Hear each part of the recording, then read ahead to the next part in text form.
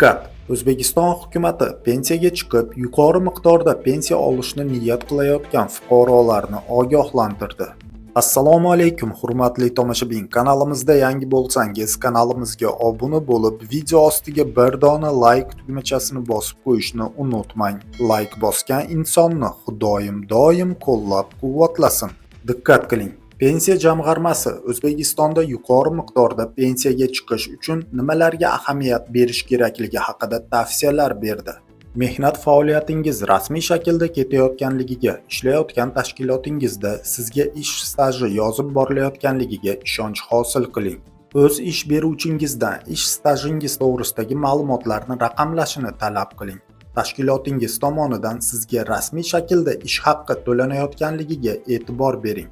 Agar siz norasmiy shaklda faoliyat yuritayotgan bo'lsangiz, o'zini o'zi band qilgan holda ro'yxatdan o'tib, pensiya jamg'armasiga belgilangan tartibda ijtimoiy soliq to'lab boring. Hozirda mehnat faoliyatini yuritmayotgan bo'lsangiz, kambag'allikni qisqartirish va bandlik bo'limlariga mehnat daftarchangizdagi ma'lumotlarni raqamlashtirishini so'rab murojaat qilishingiz lozim, deyiladi xabarda.